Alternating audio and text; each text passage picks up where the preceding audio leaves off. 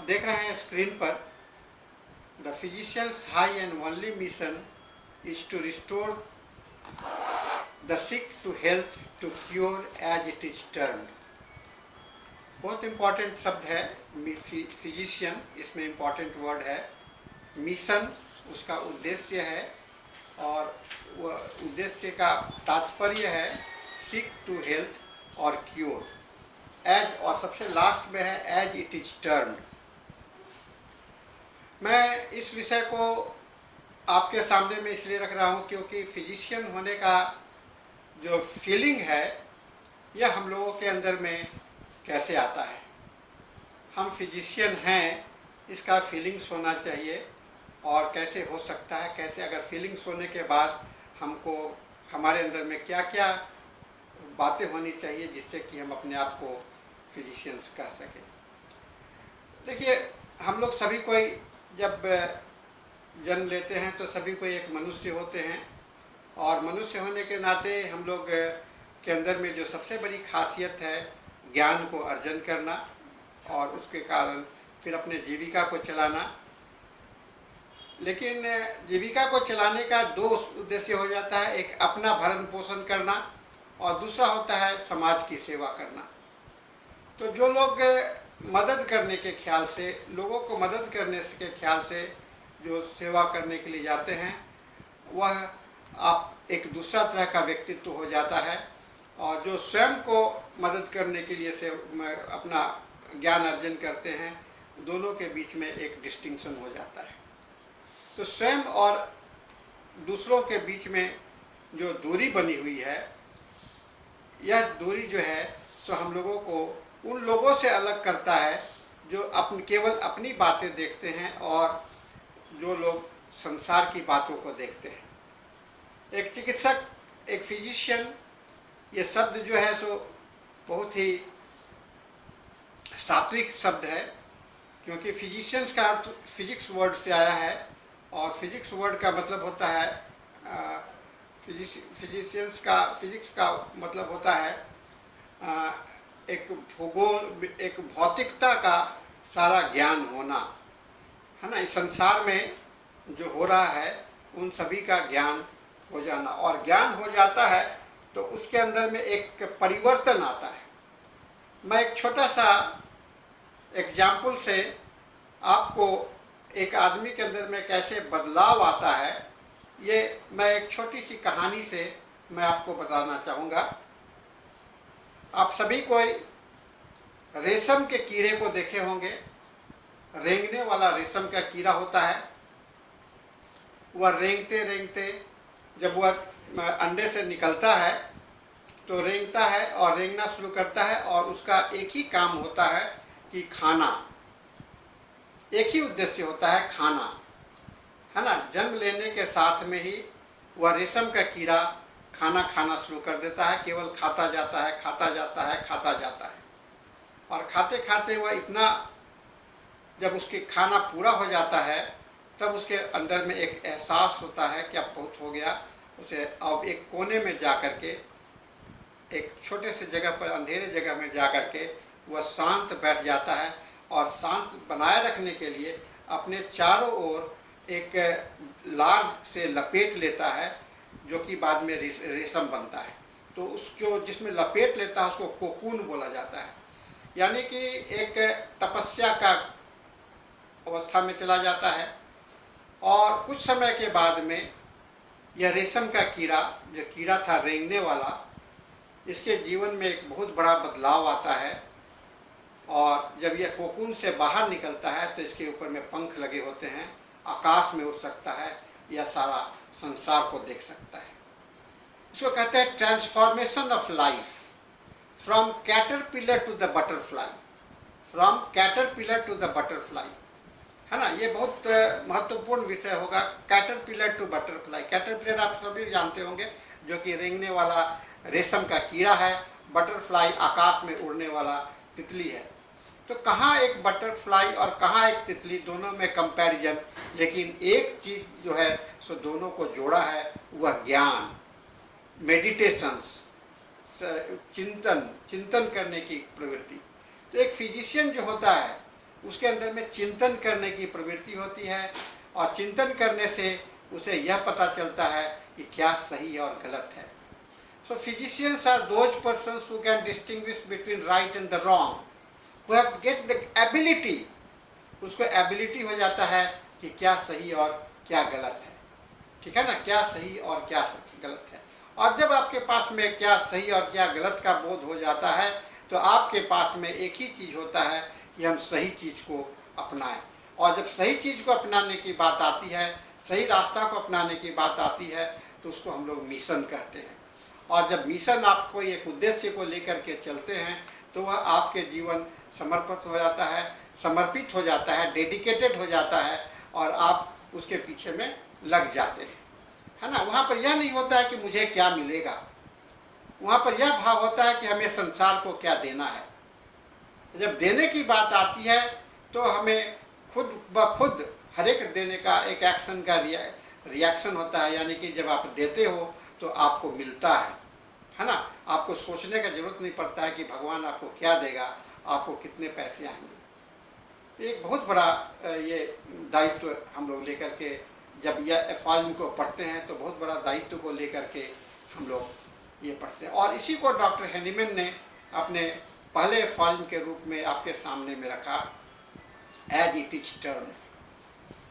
लेकिन इसके साथ में इन्होंने एक बंधन डाल दिया, एज इट इज टर्म्ड का एक बंधन डाल दिया। यह बंधन क्या है?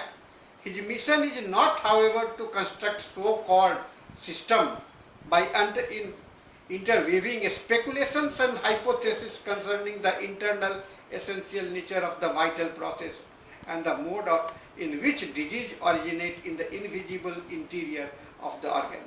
उसका कल्पना करना नहीं है ना, हाइपोथेसिस पर नहीं जाना है, उसे रियलिटी पर, जो प्रैक्टिकल में जो हो रहा है, एक्सप्लेनेशन से नहीं चलता है, बात से नहीं चलता है, जो रियलिटी है। रियलिटी का ज्ञान कैसे होता है? रियलिटी का ज्ञान के लिए कहते हैं कि आपकी जिसमें ट्रेनिंग हो गई हो, जिसमें आपने ट्रेनिंग लिया हो, और आप पढ़ रहे हो होम्योपैथी, मेडिकल साइंस में भी बहुत सारा डेविएशंस है, और आप पढ़ रहे हो होम्योपैथी, तो होम्योपैथी के प्रति आपकी आस्था जब बन जाती है, वही डॉक्टर हैनीमैन कहते हैं एज इट इज टर्म। जब आस्था बन जाने का मतलब होता है कि आप अपने उद्देश्य से भटकेंगे नहीं। क्या करेंगे? होम्योपैथी ही करेंगे। अगर होम्योपैथी से हम ठीक नहीं कर पा रहे हैं या होता है तो हम उसको इसके लिए गलत रास्ता को अपनाएंगे नहीं, जिसमें मेरी ट्रेनिंग नहीं हुई, जिसमें मैंने ज्ञान नहीं अर्जित किया, जिसका नॉलेज मुझे नहीं है। बिना नॉलेज के मैं किसी दूसरे पद्धति का इस्तेमाल नहीं करूँगा, है ना। ये फिजिशियंस का ओथ होता है, और यही ओथ को लेकर के हम लोग चलते हैं। यानी कि एक दायरा में हम काम करते हैं, हम एक लिमिटेशंस में काम करते हैं, हम अस्त व्यस्त नहीं होते हैं, कभी ये करो कभी वो करो, नहीं। हमारा एक स्पेशलाइजेशन हो जाता है, हम स्पेशलिटी हमारे अंदर में आ जाती है, और उसी के लिए हम लोग जाने जाते हैं। एक होम्योपैथ होम्योपैथी के लिए जाना जाता है, और होम्योपैथी का तीन ही आधार होता है, सिंगल सिम्टम्स, सिंगल मेडिसिन, एक दवा, सिमिलर मेडिसिन, है ना, और मिनिमम डोज। तो ये तीन बात को में बंध के जाते हैं आप, है ना। आपका ज्ञान कहाँ पर हो रहा है? आप ज्ञान हासिल कर रहे हैं सिंगल मेडिसिन के लिए, आप ज्ञान हासिल कर रहे हैं सिमिलरिटी के लिए, और आप ज्ञान हासिल कर रहे हैं वैसे सूक्ष्म दवा के लिए जो कि दिखलाई भी नहीं पड़ता है। ये आपका दायरा है, और इस दायरे से अगर बाहर निकलने का कोशिश कीजिएगा तो इसको ब्रीच ऑफ टर्म कहेंगे। आपको आप अपने उद्देश्य से अलग हो गए, यानी कि आपने का मिशन नहीं था। जब तक आप इसमें स्टिक करते हो, जब तक आप इसमें जुड़े रहते हो, तो यह आपका मिशन कहलाता है ना। तो फिजिशियंस का मिशन जो है, मिशन होता है सेल्फलेस वर्क, सेल्फलेस एक्टिविटी, है ना, सेल्फलेस वर्क। अपने का प्रायोरिटी नहीं, दूसरे के लिए प्रायोरिटी को मिशन होता है। और जहाँ ऐसा नहीं होता है कि जब आप काम करते हो तो आप नहीं मिलता है। और restore the health, sick to health, बीमार को परिवर्तित कर देना है स्वास्थ्य में, जिसको कि क्योर कहा जाता है ना, क्योर कहा जाता है। और इस चीज़ को लेकर के ही आप जो है सो आप अपने जीवन को, समर्पित जीवन को सार्थक कर सकते हैं, आप अपने आप को सही मान सकते हैं। यही बात डॉक्टर हैनीमैन आपको दोहराना चाहे, जो कि हर एक मेडिकल सिस्टम के साथ में लागू होता है। कभी आपने नहीं सुना होगा कोई एलोपैथिक चिकित्सक एक होम्योपैथी दवा की बात करता हो, एक आयुर्वेदिक चिकित्सक होम्योपैथी दवा की बात करता हो, एक एलोपैथी अपने दायरे में रहता है, आयुर्वेद अपने दायरे में रहता है, यूनानी अपने दायरे में रहता है, और दायरा उनका बंधा हुआ है, जानकारी जाना हुआ है। आपका दायरा भी बंधा हुआ है, लेकिन अगर दायरा को क्रॉस, अपने लिमिटेशंस को क्रॉस करते हो, तो वह आपका फिजिशियंस का ड्यूटी या फिजिशियंस का मिशन से आप भटक जाते हो, है ना। आपका प्रोफेशनलिज्म खत्म हो जाता है। प्रोफेशनलिज्म का मतलब होता है कि हम प्रोफेशन के प्रति अपना उत्तरदायित्व, और प्रोफेशन क्या है आपका? प्रोफेशन एक बांधता है ना, एक बांधता है, और अपने टैलेंट का इस्तेमाल करता है। टैलेंट, आपके अंदर में जो टैलेंट पैदा हो रहा है इस होम्योपैथी का, उस टैलेंट का इस्तेमाल करता है, और उसी के विकास में और उसके विस्तार में और उसी के माध्यम से, है ना, प्रोफेशनलिज्म कहते हैं अपने टैलेंट के आधार पर काम करना, टैलेंट को विस्तार करना और उसको डेवलपमेंट करना, ये टैलेंट प्रोफेशनलिज्म होता है। तो आप अगर होम्योपैथी पढ़ते हो और कोई बीमारी आपसे अगर ठीक नहीं हो रहा होता है, तो क्या करोगे? आप 10 दवा मिला करके देना शुरू कर दोगे। ये तो आपका टैलेंट का, प्रोफेशनलिज्म का बाहर हो गया। आप वही खोजोगे कि कैसे सिंगल मेडिसिन से हम कैसे दवा को कर सकते हैं, कैसे रोगी को हम लोग ठीक कर सकते हैं सिंगल मेडिसिन से।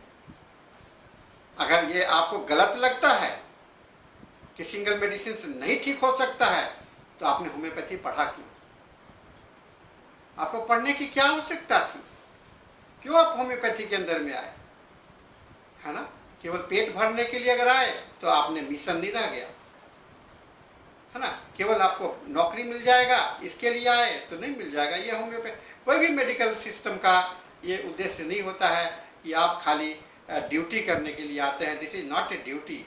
नो फिजिशियंस, नो डॉक्टर जो है, कोई भी डॉक्टर जो है सो ड्यूटी नहीं करता है, वह मिशन को करता है ना। वह मिशन करता है, वो अपना उद्देश्य को एक मिशनरी वर्क में रहता है। क्योंकि रोगी एक ऐसा वस्तु है, एक ऐसा चीज है, एक ऐसा इंस्ट्रूमेंट है जिसके अंदर में भावना है, और संसार में कोई भी प्रोफेशन ऐसे महान ऐसे चीज का इलाज नहीं करता है। आप उसके मैकेनिक बन जा रहे हो जो कि भगवान ने बनाया है। आप उसके मैकेनिक पर हैं जिसको कि भगवान ने बनाया है, और भगवान के मैकेनिक होने के नाते आपका दर्जा संसार में और सभी जगह पर कैसा हो जाता है। और जब आप उस दर्जे से उतरने की कोशिश करते हो तो क्या होता है?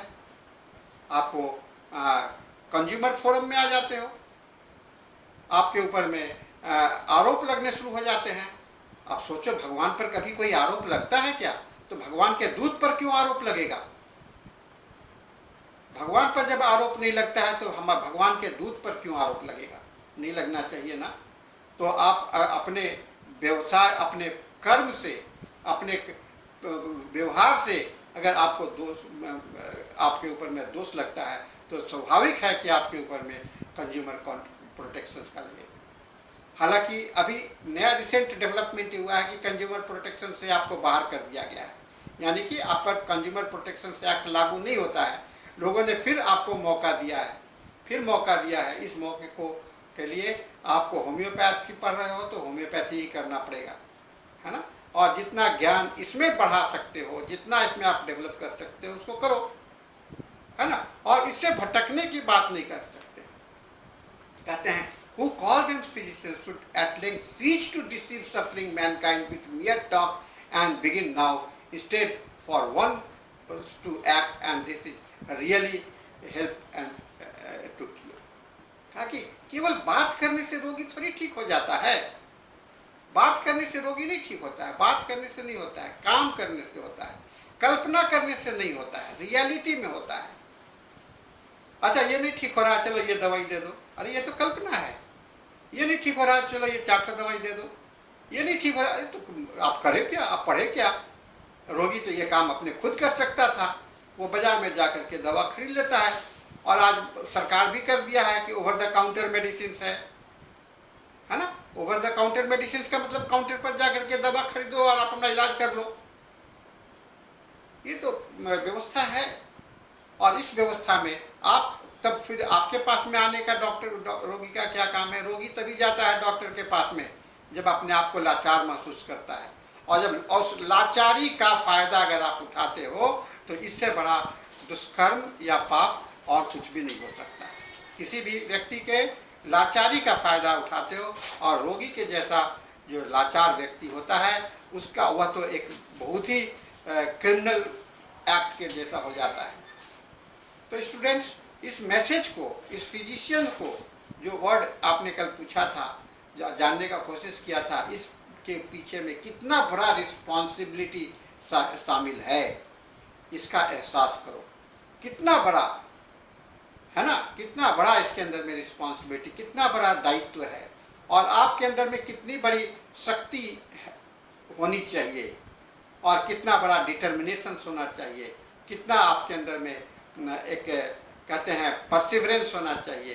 तो आप बन जाओगे तितली, वो बटरफ्लाई जो कि सारा संसार में मूव कर सकता है, डेवलप कर सकता है, आपका विकास हो सकता है, आपकी पूछ हो सकती है। इसीलिए कहते हैं कि पढ़ लेने से, केवल डिग्री ले लेने से डॉक्टर नहीं बन जाता है। खाली आपके हाथ में डिग्री आ गया तो आप डॉक्टर हो गए, कोई जरूरी नहीं है। आप एक प्रिस्क्राइबर बन करके रह जाओगे, डॉक्टर तो नहीं बन पाओगे। डॉक्टर बनने के लिए, डॉक्टर का मतलब होता है a person who makes a research. आप रिसर्च करते हो, आप खोज करते हो, और हर एक रोगी के लिए जो आपके सामने में आता है वह रोगी एक नया जीवन होता है, जिसको कि आपने पहले कभी नहीं देखा, ना आगे कभी देखिएगा, है ना। ऐसा मान के चलते हैं हम लोग, क्योंकि every individuals are different from each other. आप क्लास में जितने लोग हैं, आप लोग बैठे हुए, क्या सभी किसी में थोड़ी बहुत समानता है, लेकिन आप एक दूसरे से भिन्न हैं। भगवान ने ऐसा रचना किया कि दो व्यक्ति कभी भी एक नहीं होता है, वह चाहे वह जुड़वा क्यों ना हो, लेकिन उसके अंदर में भिन्नता होती है। और इतने बड़े सिद्धांत के साथ में आप प्रैक्टिस करने के लिए जा रहे हो, और इस सिद्धांत को अगर अपना महत्व बनाए रखते हो, तो अपने सिद्धांत पर अगर कायम रहते हो तो आपका महत्व बनेगा, आपका इम्पोर्टेंस होगा, समाज आपको पूछेगा।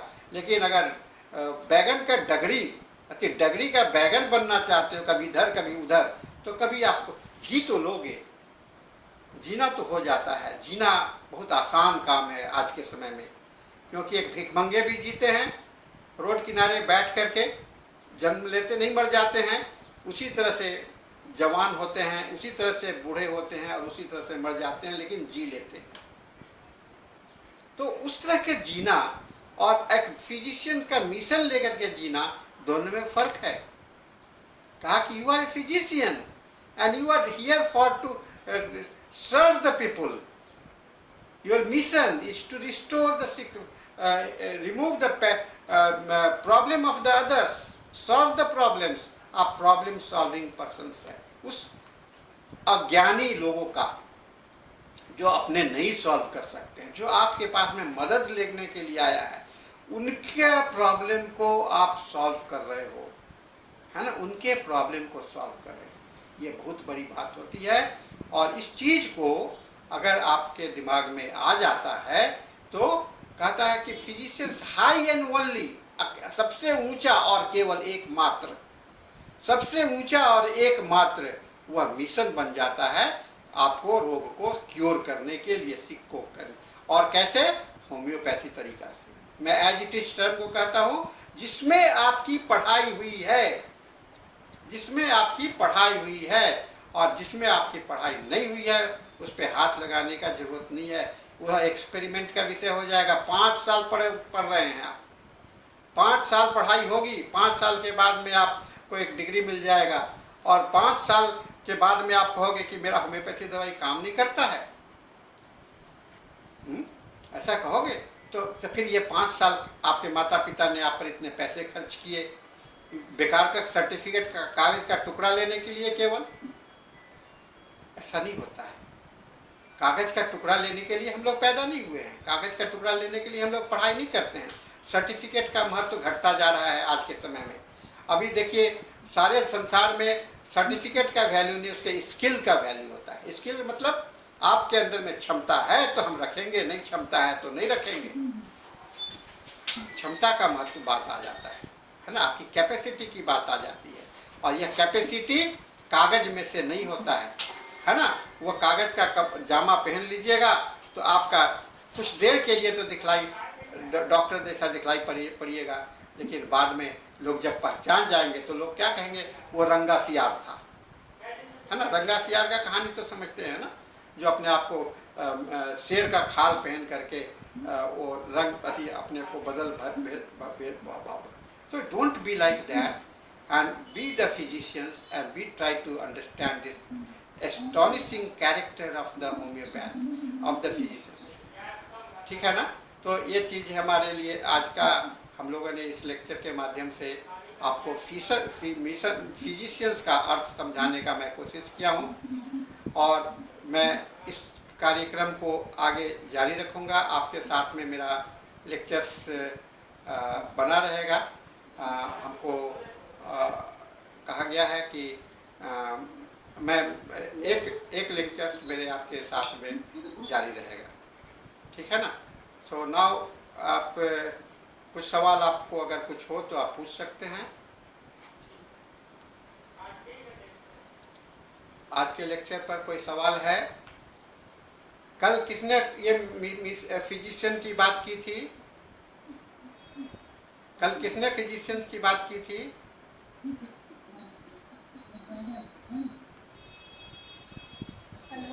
हाँ कौन? हाँ सर, मैंने कल बोला था। हाँ तो आज अंकिता जी बोल रही हैं। Yes sir. हाँ तो अंकिता जी आपको आपका जवाब मिला कि कुछ रह गया है?